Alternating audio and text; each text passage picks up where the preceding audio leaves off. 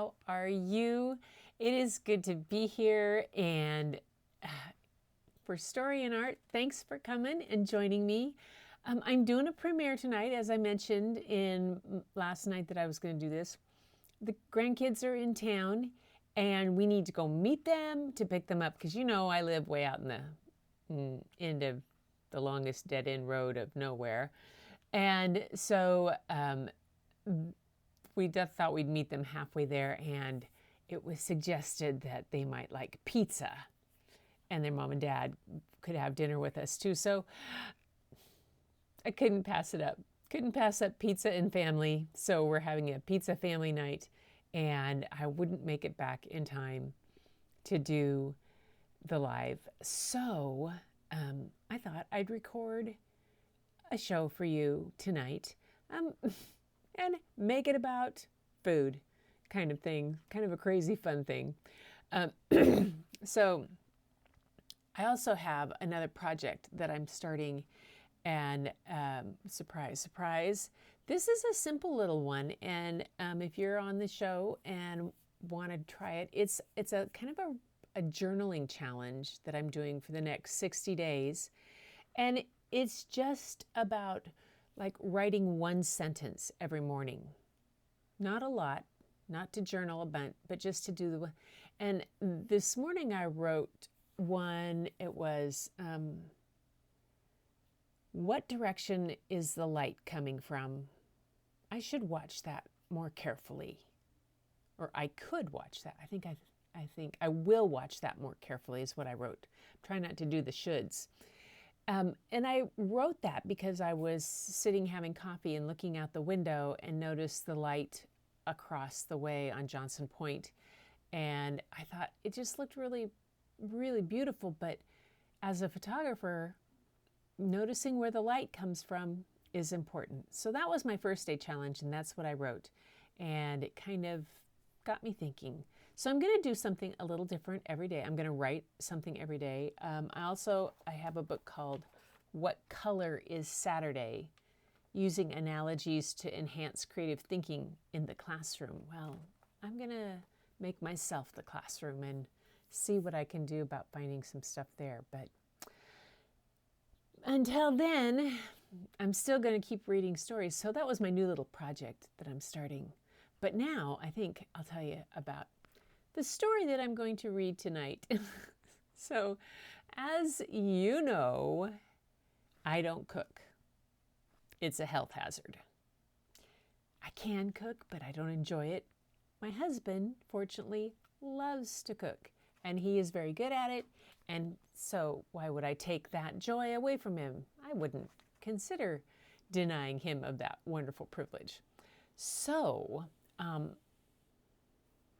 this book kind of fit with that whole thing. Since we're going out for pizza, I thought it'd be fun.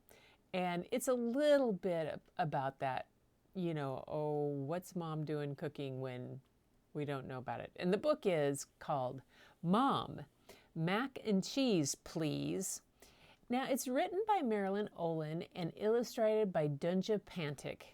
And I had a difficult time finding anything about either one of those. Dunja Pantic's website is just an assortment of her posts and different artwork, which is very fascinating. And Marilyn Olin was just the publisher's page. So maybe there'll be something at the end of the book we can find. If not, we'll look it up.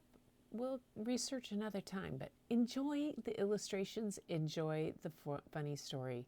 This is called Mom, Mac and Cheese, Please. Yeah. It's great. Mom, Mac and Cheese, Please.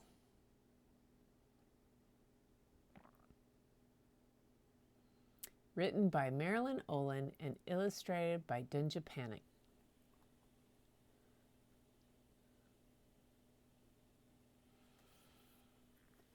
My mother stopped working. I thought it was cool. Until she went to cooking school. Monday was a real surprise. I just could not believe my eyes. French fried feet of a frog? French fried feet of a frog? Can you believe I was in a fog eating French fried feet of a frog? Ugh. Tuesday, Mom made something chewy. It tasted awful. It was gooey. Simmering skin of a skunk? Simmering skin of a skunk? Can you believe how my house stunk from simmering skin of a skunk?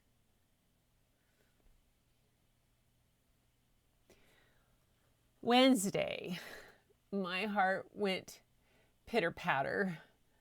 What was this thing sitting on my platter? Barbecued brains of a bee? Barbecued brains of a bee?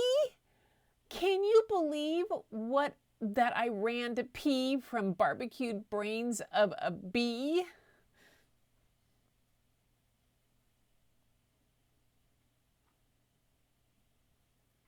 Show you the whole picture on this one.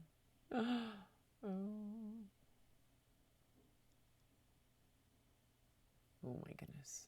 Oops.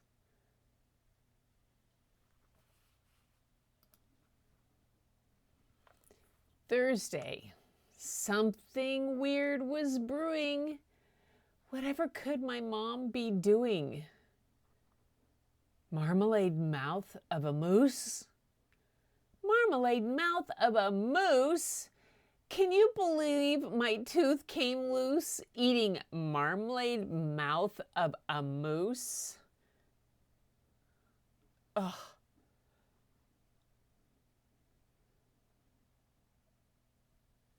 On Friday, my whole house was shaking. What on earth was Mom baking? Caramelized crock in a cup? Caramelized crock in a cup? Can you believe that I threw up eating caramelized crock in a cup?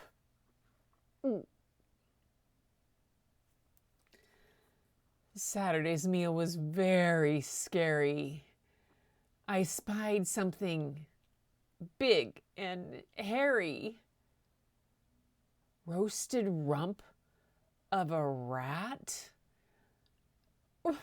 Roasted rump of a rat. Can you believe my nose grew fat eating roasted rump of a rat?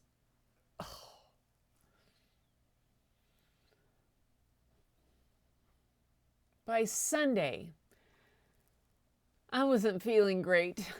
I couldn't believe what was on my plate.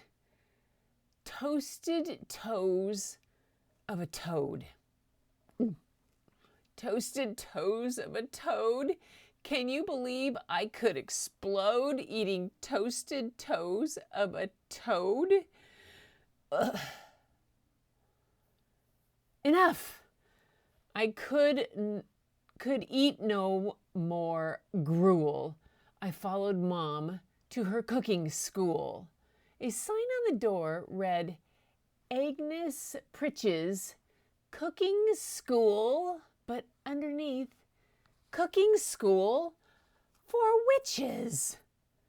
The school of Agnes Pritch's was a cooking school for witches. Can you believe Mom didn't see Mrs. Pritch's school for witches? Ugh. When I told Mom of her dreadful error, her eyes grew big, as if in terror. Oh, what should I do? Oh, forgive me, please. I forgave her and asked for macaroni and cheese.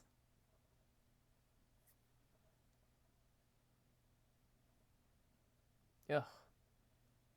All the things that they ate. Let's see, I wonder if it says what the illustrations were done by.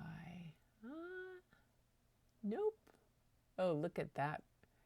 Roasted rump of a rat. Oh my goodness.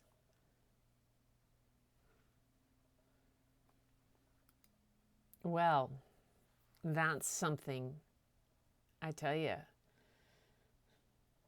least I never went to school for cooking school for witches and tried to serve my kids stuff like that. Yeah, I can cook. I just don't like to. Bob loves it, so why would I waste? No. I actually, when I do cook, I'm very good with some things, and I can bake. But I'm not cooking any of the things that girl's mom cooked. That's for sure. That's a kind of crazy fun story. I hope you guys enjoyed it. I know it's a short one tonight, and but I really want to encourage you to take an idea of writing something down. I did it in my sketchbook. I wrote the line that I just no more than a sentence or two about that. And then I did a little sketch underneath it, just a skinny little long sketch. And I think that might be how I'm going to do it. Some people just get a regular calendar and write something in the morning in each square. You know, it doesn't have to be fancy. It's just kind of one of those things that Doc suggested, and Doc Rock, and we're going to give it a try I'm going to try it for at least a month, if not 60 days, of just seeing what it does to open up my creativity and where it makes me send my thoughts about. And this book that I have has all different kinds of things, like warming up. Which is softer, a rainbow or snow, and why? So it has some cool ideas and things to do.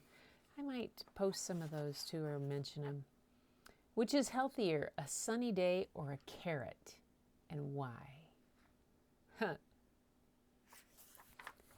It's fun. Anyway, I hope you guys enjoyed that goofy, silly story. I know it's a short story in art tonight. So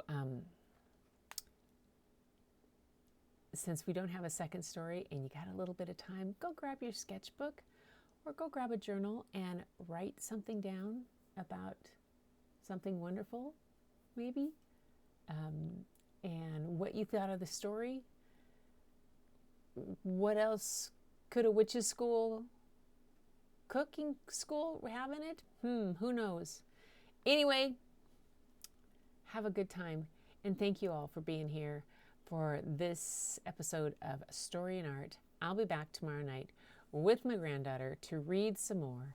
And until then, everybody, keep looking for the beauty hidden in plain sight. It's all around you. And you know the first place you'll find it is if you go look in the mirror. Until next time.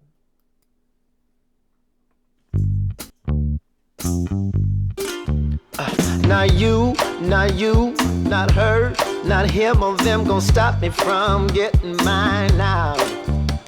Not you, not her, not him or them gon' silence my rising inner child. And every time I look up in the sky, I know it'll be alright.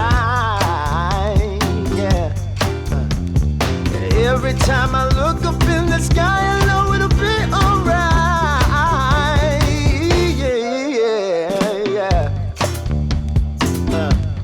Yeah, gotta get mine.